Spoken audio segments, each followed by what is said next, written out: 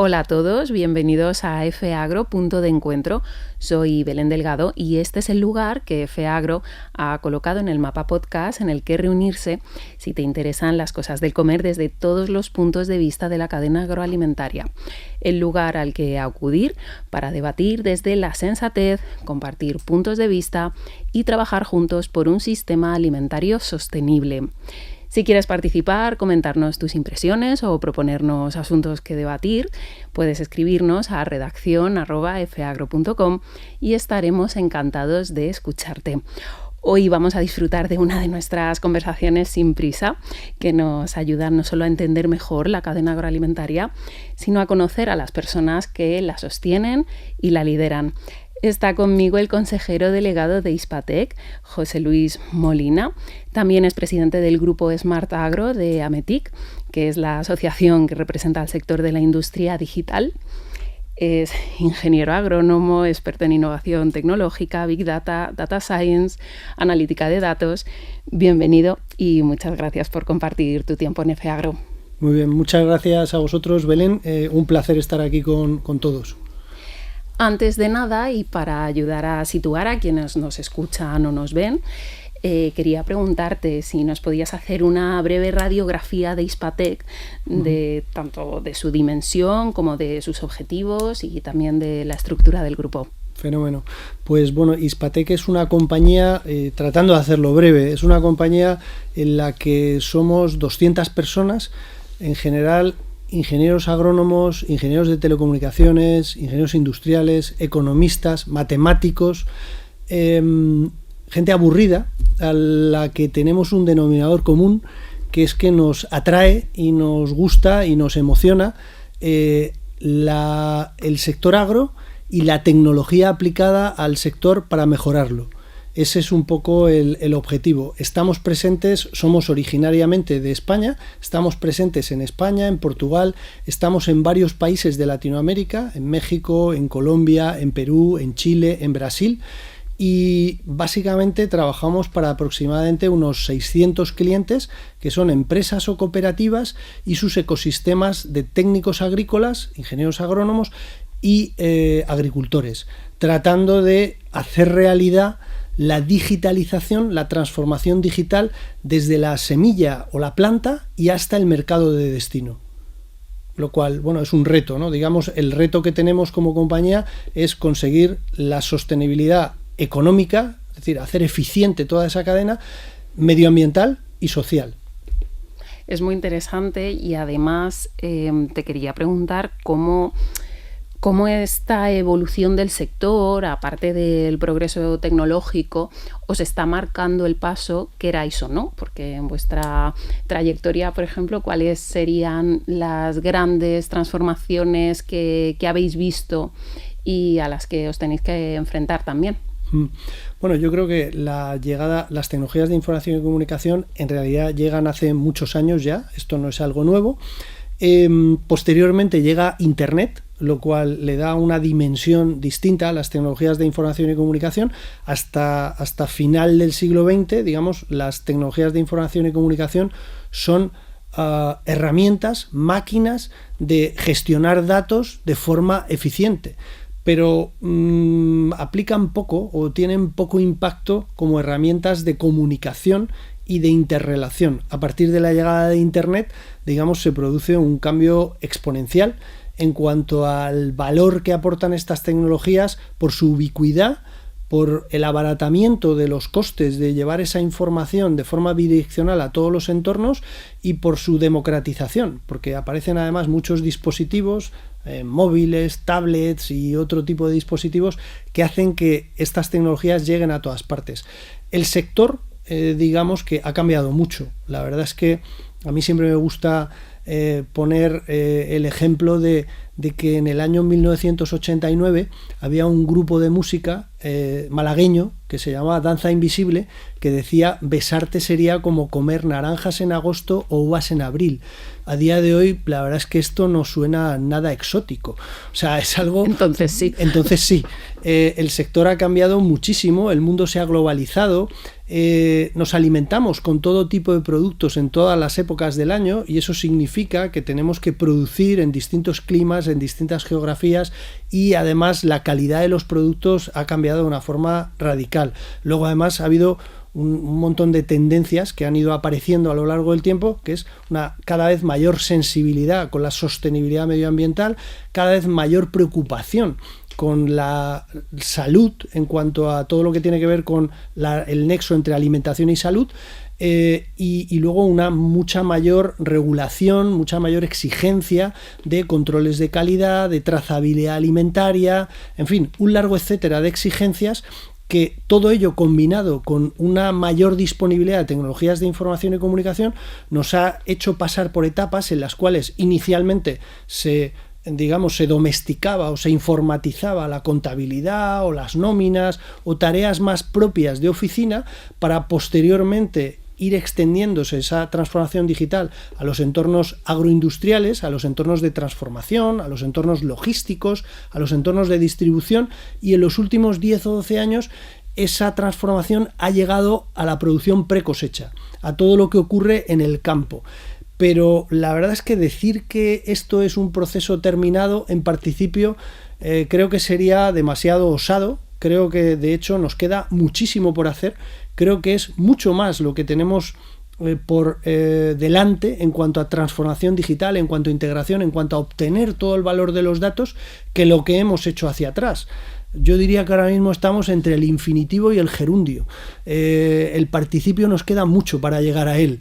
Por tanto, lo que hay por delante en los próximos 5, 10, 15 años y más, si tenemos en cuenta el ritmo de avance de las tecnologías de información, como por ejemplo la inteligencia artificial o como los dispositivos IoT, pues la verdad es que creo que esto no ha hecho nada más que empezar.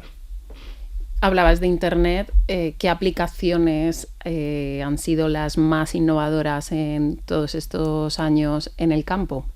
Bueno, yo creo que en el campo la verdad es que tenemos a día de hoy muchísimas aplicaciones innovadoras, todavía digamos que todavía no suficientemente implantadas en la inmensa mayoría de los casos, pero yo diría que viéndolo como aplicaciones, como funcionalidades específicas de nicho, pues por ejemplo en el uso de los fertilizantes o en el uso del agua, en la fertirrigación, o en los tratamientos fitosanitarios, o en el control del trabajo manual que se realiza en el campo, o el control de la maquinaria.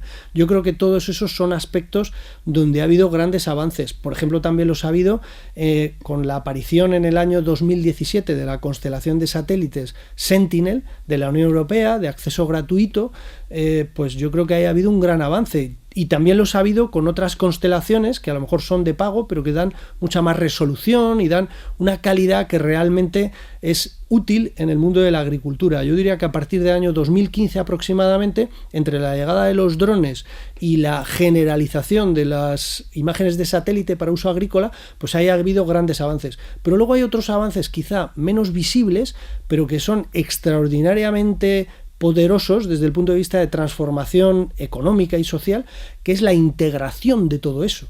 Porque si tú puedes ser muy bueno gestionando el agua, o los fertilizantes, o el control de la poda, pero si todo eso no está orquestado, si no hay una conversación bidireccional que vaya desde la planta o la semilla y hasta el mercado de destino, podremos ser muy eficientes en tareas concretas, pero seremos ineficaces. No estaremos orquestando una cadena realmente eficiente como conjunto, y ahí es donde hay una de las grandes áreas de valor. Y ahí, por ejemplo, hablamos de conceptos como la pérdida alimentaria. La pérdida alimentaria, según la FAO, pues entre la cosecha, en el momento en el que alguien se toma la molestia de recoger con una máquina o recoger a mano alguna fruta o algún grano, algún producto agrario, y el mercado de destino, o mejor dicho, el plato de los consumidores, se pierde un 31% de todos los alimentos que han sido recolectados a nivel mundial. Se pierde el 31%, 1 de cada 3. Cuando vamos a categorías como frutas y hortalizas, estamos hablando del 45%. Se pierden, no sirven, han sido recolectadas en el campo, pero no alimentan a ningún ser humano. una parte de esa ineficiencia la producimos los consumidores particulares, que nos llevamos cosas a nuestro frigorífico y luego se pasan. O pedimos en el restaurante y pedimos como para una boda. Y luego aquello pues sobra, ¿no? Entonces, bueno, eso es una pena. A mí siempre me da mucha pena, la verdad. Yo intento que no me ocurra en lo personal, pero bueno, ocurre. Pero luego hay otra parte que tiene que ver con todos los procesos de encaje de oferta y demanda. Estamos acostumbrados a vivir en una sociedad de la abundancia, en la que vamos al supermercado y siempre hay de todo. Y para que siempre haya de todo, normalmente tiene que haber algún tipo de buffer o algún tipo de pérdida calculada, porque va a haber productos que se van a pasar, van a exceder su fecha de consumo o van a deteriorarse en sus cualidades organolépticas o simplemente visuales, y por tanto se van a desechar. Bueno, pues ahí tenemos grandes retos, sobre todo en toda esa orquestación y en todo lo que tiene que ver con la alineación de oferta y demanda. Decías que es muy difícil vislumbrar el futuro y claro que sí, hay muchos retos pendientes, pero si pudieras anticipar ya algo que estáis viendo, que se está moviendo en el mercado, aparte de esa integración de los procesos, que obviamente es una innovación en sí, ¿qué dirías? Bueno, yo diría, la verdad es que a mí lo de visionar el futuro como un prestidigitador no me gusta. Lo que me gusta es hacer que el futuro sea de una determinada manera. Y eso está en nuestras manos, en las de todos nosotros. Las compañías tecnológicas tenemos un gran debe en ese sentido, que es innovar, desarrollar tecnología y hacer que esa tecnología sea asequible, genere valor, sea fácil de usar, sea fácil de implantar. Ese es el reto en las compañías tecnológicas. Desde el punto de vista de las compañías del sector agroalimentario, pues hay que ser inconformista, hay que ser innovador, y eso significa un puntito de ambición y un puntito de inconformismo. ¿Y cuáles son los retos que tenemos a día de hoy? Pues tenemos retos, yo diría, de muchísimos tipos. En el plano medioambiental, que es algo por lo que toda la sociedad está preocupada, pues tenemos que conseguir producir más con menos. Tenemos que conseguir que el cociente, que el ratio, digamos, de litros de agua que consumimos para producir cada kilo de tomates, pues sea menor. O que el número de kilos de fertilizante que utilizamos para producir un grano, pues sea menor. Tenemos que conseguir reducir esa pérdida alimentaria. Tenemos que conseguir hacer que el trabajo en el sector agroalimentario, en la precosecha, en la poscosecha, sea atractivo. Nos empeñamos, estamos todos los días hablando del relevo generacional, de los jóvenes, de que deberíamos atraerlos. A los jóvenes se les atrae con cosas atractivas, no se les atrae con cosas que hacían sus abuelos y que sus abuelos, si levantaran la cabeza, no querrían hacer. O sea, lo que tenemos que conseguir es que sea un trabajo atractivo, creativo, y lo que viene por delante pues es muchísima inteligencia artificial para relacionarse con las máquinas. Para empezar, digamos que las máquinas todavía son ásperas en cuanto a su trato, y cuando hablo de máquinas no me refiero solamente a las máquinas con ruedas, me refiero a los ordenadores, me refiero a las tablets, a los móviles, a las aplicaciones que hacemos los tecnólogos y que muchas veces se hace con mentalidad de tecnólogo, y realmente lo que necesitamos es decirle de viva voz, con un dominio de la lengua cervantina o de la que tengamos, a la máquina, a la tablet, lo que queremos hacer, y que la tablet o el móvil o lo que sea nos entienda. Bueno, necesitamos mejorar, y eso va a ocurrir, está ya empezando a ocurrir. Necesitamos, y va a ocurrir también, mejorar el tratamiento de imágenes. Muchas veces dedicamos cantidades ingentes de tiempo a decidir si la floración de un campo de almendros está al 78% de floración o al 86%.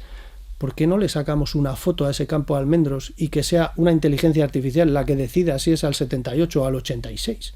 Bueno, tenemos, insisto, muchísimas cosas que están ya ocurriendo y muchas más que van a ocurrir, y que van a conseguir realmente que el sector agroalimentario, la producción precosecha, la producción poscosecha, sea más sostenible medioambientalmente, más eficiente económicamente a nivel de esfuerzo humano, y vamos a tener alimentos más ricos, más accesibles, con mejor calidad para el consumidor final, más adaptados. Si nos fijamos, cada día tenemos más opciones de variedades, de tipos de frutos, etcétera, a nuestra disposición, y eso no ha hecho nada más que empezar.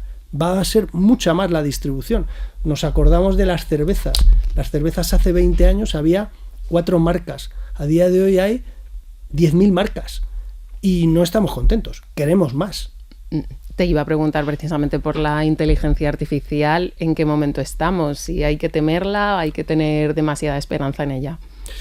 Voy a responder con una metáfora.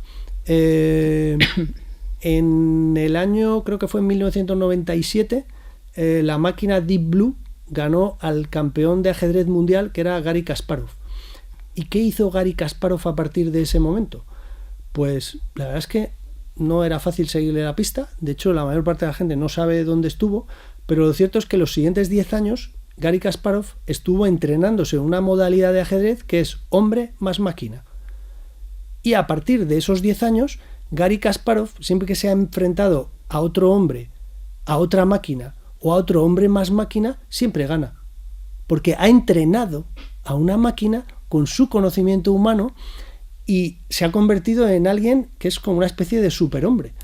Pues el futuro de la inteligencia artificial es hombre o mujer más máquina. No es nuestro enemigo. De hecho, todos seguramente somos más eficientes en llegar a nuestro destino con el coche cuando llevamos el Google Maps, que si fuéramos con un librito abriendo la página.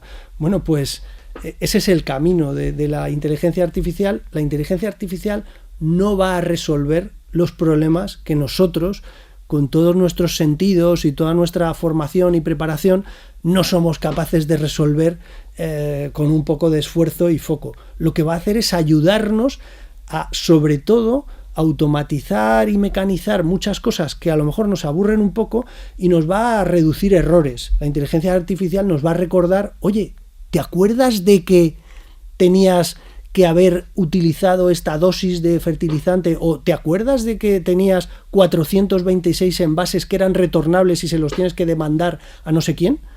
Ese es el papel de la inteligencia artificial. Y luego, a ver, sí, si nos queremos poner exquisitos y hablar del algoritmo y hablar de modelos matemáticos avanzados, hay algunos casos de uso que son muy espectaculares y que efectivamente superan un poco al humano, porque básicamente la inteligencia artificial, siempre que maneja más de 5 variables, en general supera al humano. Los humanos hasta 5 variables las manejamos bien. Cuando te vas a 30, 40 o 50, se te escapa. Y la inteligencia artificial ahí es muy ordenadita y te da resultados que, bueno, te sorprenden, pero necesita al humano. ¿Y eso cómo se hace llegar al agricultor o al ganadero? Porque me imagino que, en fin, al principio podíais tener mayor reticencia quizá entre los productores a adoptar ciertas técnicas. Ahora ya está todo mucho más interiorizado, pero ¿cómo veis ese proceso? Bueno, yo creo que en parte tiene mucho que ver con la interfaz humano-máquina, donde la inteligencia artificial, digamos, va a hacer más amable esa interfaz, y en parte tiene que ver con automatización.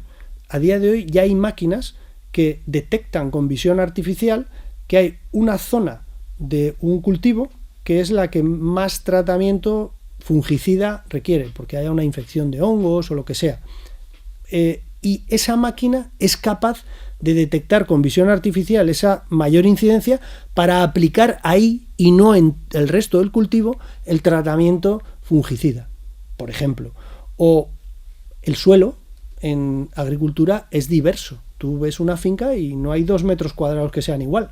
Bueno, pues cuando tú le metes un mapa vectorizado de suelo a la máquina es capaz de aplicar la dosis de semilla o la dosis de fertilizante adecuada a la productividad potencial de ese suelo, de manera que no estemos malgastando semilla ni malgastando fertilizante, y lo está haciendo la máquina directamente. No necesitamos si tuviéramos un humano dándole una palanquita según vaya viendo el color verde, amarillo o rojo, de hacia arriba o hacia abajo, pues también funcionaría, pero es que eso ya lo hace la máquina, eso es automatización. Entonces tenemos ya muchos casos donde eso ya está ocurriendo. Si hablamos de la post cosecha, ya tenemos montones de plantas agroindustriales donde la clasificación por calibres, por color, por textura, por firmeza, se hace por máquinas. Y bueno, lo podrían hacer manos o lo podrían hacer personas mirando fijamente a una cinta transportadora, pero bueno, es que las máquinas la verdad es que lo hacen bastante bien. ¿Y hay diferencias sustanciales entre los distintos tipos de cultivos o industrias, más allá de las lógicas coyunturales de la producción? Pero, por ejemplo, si un invernadero, una extensión, una planta procesadora, imagino, uno se puede adaptar a las necesidades específicas de cada uno de ellos.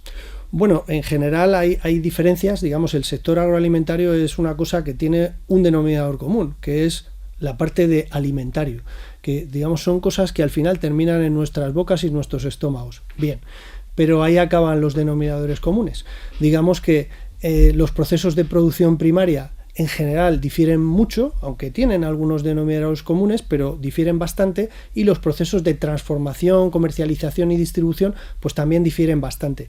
Entonces yo diría que, por ejemplo, desde un punto de vista de transformación digital, van adelantados aquellos productos que son más perecederos, que son más con más competencia de mercado y con menos intervención de políticas públicas, de ayudas, etcétera. Por ejemplo, el mundo de las frutas y hortalizas o el mundo de cárnico, de porcino o de aviar son segmentos de actividad muy competitivos, entre otras cosas porque su cadena de valor es tremendamente tensa. Digamos, desde que se produce una lechuga en el campo hasta que llega al consumidor, todo lo que ocurre en medio, digamos que es una cadena, una carrera a contrarreloj, en la cual lo único que puedes hacer es perder. Tú recoges una lechuga que vale 100 en el campo y a partir de ese momento, si eres muy bueno, conseguirás capturar 80 de valor. Y si eres mediano, capturarás 50. Porque todo lo que le va a ocurrir a las lechugas es que se va a estropear. No va a mejorar, seguro. O sea, eso mismo le pasa al aceite de oliva o le pasa a tantas y tantas cosas, ¿no? A prácticamente todos los productos. En el sector cárnico pasa algo parecido, ¿no? De manera que el momento de la cosecha, vamos a decir que es el centro de gravedad de los problemas de las cooperativas o de las empresas agroalimentarias. Tienen el 50% de los problemas, está en la precosecha, puede haber accidentes meteorológicos, plagas, puede haber una huelga, puede haber, no sé, cualquier tipo de catástrofe de los 1000 tipos que hay, puede haber boicots comerciales y luego una vez recogido, pues tienes otro 50% de problemas, que es que tienes que orquestar, sincronizar todo eso para que en muy poquitas horas el producto esté perfectamente clasificado, limpio, envasado, transportado y puesto a disposición del consumidor el día D, a la hora H, con la cantidad Q que se redemandaba, ni más ni menos. Todo eso, claro, estamos muy acostumbrados a que ocurra, pero no es magia. Hay gente por detrás que trabaja muy duro todos los días para que eso sea realidad, ¿no? Y yo siempre pongo el ejemplo, uno de los ejemplos más palpables, ¿no? Que es el de los brotes. Hace años, cuando consumíamos ensaladas, comprábamos una lechuga romana o a veces iceberg y luego en casa pues la lavábamos, la cortábamos. A día de hoy la inmensa mayoría de los consumidores vamos allí a la nevera del supermercado, cogemos una bolsita de esas que tiene pues 8, 10 o 12 especies vegetales, ni siquiera lo sabemos, y ya viene cortado, lavado, limpio, perfecto, condimentado, vamos, nada más que para echárselo a la boca. Y está, oye, y el día que no está la que a ti te gusta, te enfadas. Bueno, en fin, yo creo que los niveles de exigencia han subido bastante. Y hay todo un proceso detrás que quizá no vemos lo suficiente. Además, vosotros estáis en 30 países, si sí, no me equivoco, en todo el mundo. Y eso significa pues distintos ritmos, distintas realidades agrarias, condiciones laborales y culturas alimentarias muy distintas. ¿Cómo habéis llevado una expansión así?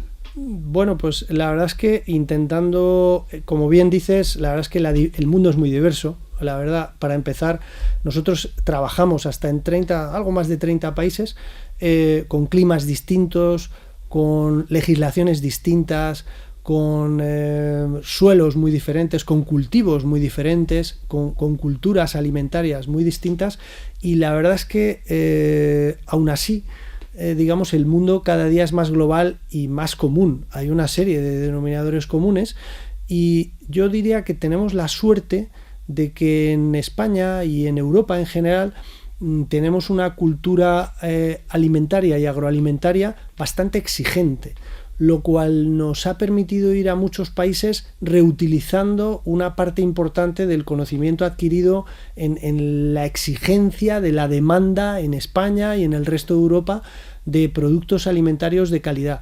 Y lógicamente escuchando, por eso, bueno, pues la naturaleza nos hizo con 2 orejas y una boca, pues intentamos escuchar todo lo que podemos de los retos, de las particularidades de cada país, adaptándonos a la cultura de cada país y entendiendo que hay países donde el reto quizás sea un reto más de calidad de los productos alimentarios. Hay otros países donde el reto es conseguir hacer un uso muy eficiente de la mano de obra, que es un factor del factor trabajo, la verdad es que del ser humano.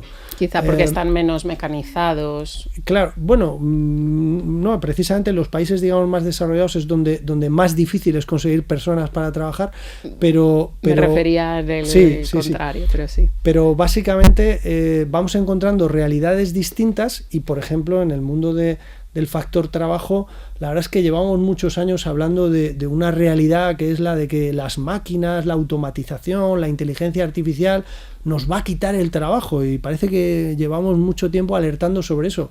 Bueno, pues yo ahí quiero enmendar un poco la plana. Está desapareciendo las personas dispuestas a trabajar, que la velocidad de llegada de máquinas y automatismos que reemplacen a los humanos. O sea, que digamos que nos toca acelerar con el desarrollo de tecnología, porque es que ya hay pocas personas que estén dispuestas a trabajar en entornos, digamos, de trabajo un poco repetitivo y en entornos un poco duros. Claro, y aparte hay que pensar también, más allá de la pura técnica, hablabas de tomar decisiones, ¿no? Y de cómo el sector en los últimos años cada vez es más consciente de la necesidad de extraer datos, tomar decisiones en función de esos datos. Eso es algo que me imagino que en vuestro día a día lo veis, pero ¿cómo está siendo la adaptación en el campo? Bueno, yo diría que venimos de un mundo, de un sector, vamos a decir, que ha trabajado durante muchos años por grandes números o por grandes balances, ¿no? Digamos, los costes tienen que ser menores que los ingresos y tenemos que ser capaces de suministrar suficientes alimentos a los mercados como para alimentar a las personas. Pero básicamente, claro, eso hay que hacerlo un poco más fino y digamos que a lo largo de un proceso de precosecha de cualquier cultivo se toman 30, 40 o 50 decisiones que determinan el resultado de ese cultivo, y esas decisiones las puedes tomar por el método analógico o el método de los 5 dígitos oscilantes, o sea, más o menos, y dar recomendaciones intuitivas, o lo puedes hacer con cultura analítica, es decir, con recopilación de datos, análisis de esos datos y toma de una mejor decisión en función de los datos que tengas disponibles. Normalmente es mucho más preciso el método de la cultura analítica, es el que te da números y decimales sobre la cantidad de producto que tienes que utilizar, o sobre la cantidad de envases y embalajes que necesitas, o sobre la cantidad de pérdida o excedente de productos que vas a suministrar al mercado finalista, ¿no? Entonces, bueno, yo creo que ahí estamos en ese proceso en el cual tratamos de poner desde la tecnología, tratamos de poner datos y sobre todo pantallas y informes consumibles fácilmente para que quien tiene que tomar esa decisión tenga la inteligencia, tenga el análisis, digamos, muy masticado, muy fácil, muy digerible, y que sea fácil la decisión a adoptar. ¿Y cuáles son las principales amenazas que os trasladan los productores para que os fijéis, para que les ayudéis, les echéis esa mano? Por ejemplo, falta de agua, cambio climático, desperdicio que mencionabas antes. ¿Cómo lo estáis? Ese feedback que os llega, ¿cómo lo recibís?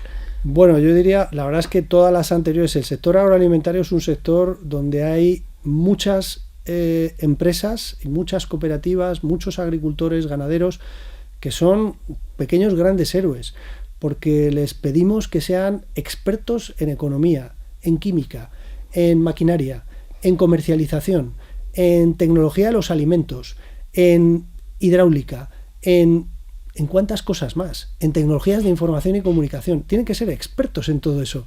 Y la verdad es que hacer todo eso para alimentarnos, que alimentarnos no es una cosa, digamos, optativa. O sea, hay el que mina criptomonedas, pues puede hacerlo bien, regular o mal, y si lo hace mal, no pasa nada. Pero en esto de producir alimentos no lo puedes hacer mal. Lo tienes que hacer muy bien y además no puedes cometer errores. Entonces, insisto, tenemos muchos grandes, pequeños héroes en este sector. ¿Qué retos nos trasladan? Pues yo diría que todos los que has mencionado y muchos más.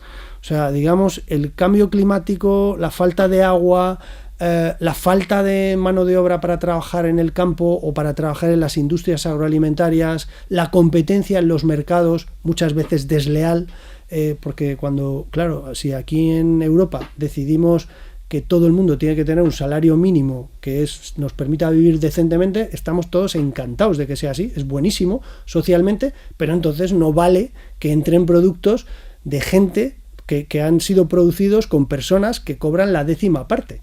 Eso suena un poco regular, ¿no?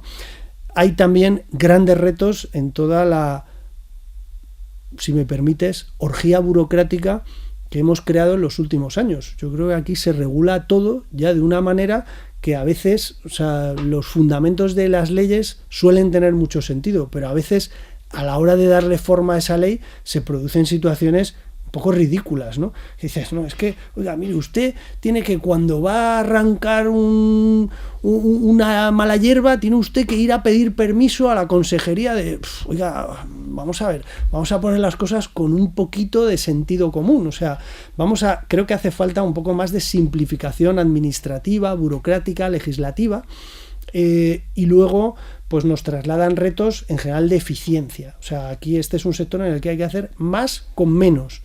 Y bueno, pues esa eficiencia exige cuidar los céntimos, cuidar los pocos en muchos sitios. Esto va de muchos pocos. Y ahora que comienza el nuevo mandato en la Unión Europea, de las nuevas instituciones, ¿qué le pides a la administración para afrontar estos retos? Yo la verdad es que le pediría a las administraciones visión de futuro, que es muy importante, y empatía con el sector y con la sociedad en su conjunto. O sea, hace falta empatía, y la empatía se logra poniéndose en los zapatos del de enfrente. No se logra desde la distancia. Entonces, esa visión de futuro es clave, y es muy importante tener una visión de futuro holística. No puede ser unidireccional. Nos tenemos que preocupar de los retos medioambientales, son muy importantes. Nos tenemos que preocupar de los retos geopolíticos, de los retos alimentarios, de los retos económicos, y hay que hacerlo en un balance. Si yo me dedico a ser solamente eficiente en la dimensión económica, a lo mejor puedo hacer auténticas barbaridades destrozando el medio ambiente o destrozando digamos, la equidad social, porque estoy haciendo algo muy eficiente económicamente, pero a lo mejor estoy explotando a personas o estoy, no sé, ya digo, destrozando el medio ambiente. Si por el contrario me dedico a hacer algo muy eficiente geopolíticamente, pues a lo mejor resulta que nos dedicamos a producir en Europa bananas, plátanos, lo cual en Canarias está bien, pero seguramente en Francia o en el norte de Italia pues es una auténtica locura. Podríamos hacerlo, técnicamente sabemos cómo se hace, pero no tiene mucho sentido. Eso sí, a nivel de geopolítica nos darían un 10, porque no dependemos de nadie. Pero, a ver, yo creo que se trata de encontrar un equilibrio, ¿no? Entonces creo que tenemos que encontrar un equilibrio entre geopolítica, sostenibilidad medioambiental, transición energética, eficiencia económica, balanceo en cuanto a digamos, al reto del reto demográfico en las zonas rurales, los retos sociales de dar trabajos dignos en condiciones aceptables, adecuadas, atractivas.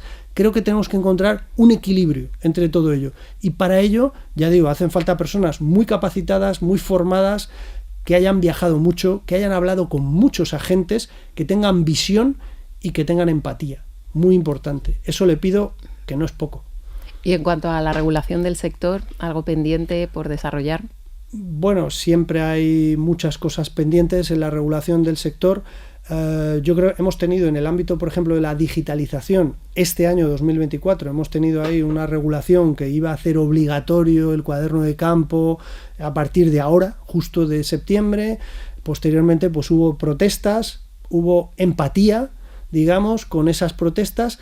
Pero, a ver, yo creo que esto no se trata de decir lo de digital es malo. No, si lo digital es bueno, seguro que es bueno para el sector. Lo que es malo es que sea una imposición no digerida por el sector y quizá que falten instrumentos y herramientas para que sea, digamos, adoptada de forma voluntaria. Y yo ahí siempre digo que para que cualquier política triunfe, hay que utilizar dos herramientas, que se llama zanahoria y palo. Primero la zanahoria y ya después, como coche escoba, el palo. Pero vamos a empezar a premiar, vamos a empezar a reconocer a aquellos que innovan, aquellos que invierten en tecnología, aquellos que se digitalizan. Vamos a hacerles la vida más fácil, vamos a darles pequeñas ayudas que no tienen por qué ser en dinero, pueden ser de muchas formas, pero vamos a darles ayudas, vamos a impulsarlos, a esos que están dando ese paso adelante, y luego ya a los que se quedan atrás, muy atrás, llega un día que dices, señores, ahora ya el 100%, ahora ya es obligatorio, y ese es el palo, pero hay que empezar por la zanahoria. Nos estamos quedando sin tiempo, pero no me gustaría acabar sin dejar de preguntarte por el relevo generacional. Has hablado de la falta de mano de obra en el campo. ¿Y qué les dirías a esos jóvenes que se están formando, que están interesados en las últimas tecnologías? ¿Cómo pueden, de alguna manera, plantearse su carrera en el sector alimentario? Bueno, yo diría que el sector alimentario, el sector agroalimentario, que al final toca, digamos, a dos grandes retos que tienen que ver con alimentar a todas las personas, a toda la humanidad, y con proteger o desarrollar una actividad en el medio de una forma sostenible. Yo creo que son retos formidables, son retos sociales nada triviales, y afortunadamente contamos con una cantidad de tecnologías, con una cantidad de conocimiento que yo diría que estamos viviendo en la era de la víspera del incendio de la Biblioteca de Alejandría. Es decir, ese momento en el que tenemos el máximo número de libros y de conocimientos a nuestro alcance, solo que parece que no se va a quemar nuestra particular Biblioteca de Alejandría. Creo que es un momento muy interesante el que estamos viviendo, y les diría que tenemos grandes retos de la humanidad por resolver, donde hay mucha tecnología que hay que aplicar y que hay que adaptar a resolver esos retos. Creo que eso es más que motivante como para muchos jóvenes. Evidentemente no se trata de hacer lo mismo que se ha hecho toda la vida con las mismas herramientas, se trata de abordar esos retos, pero hacerlo de una forma innovadora, con nuevas tecnologías, con nuevas soluciones, y ahí está, bueno, estamos en la infancia o en la adolescencia de ese proceso. Pues así terminamos hablando de digitalización, de nuevas tecnologías, de adaptación en el medio rural, en el sector agroalimentario. Espero que nos acompañes muchas más veces en FEAGRO para seguir analizando el futuro tecnológico del sector desde la sensatez del debate. Muchísimas gracias, José Luis. Pues muchísimas gracias, Belén, y a todos los que nos escuchen, un placer siempre y a vuestra disposición. Y a vosotros, muchas gracias por escucharnos. No dejéis de estar al tanto de la actualidad en www.feagro.com y de seguir FEAGRO Punto de Encuentro, que es el lugar de todos.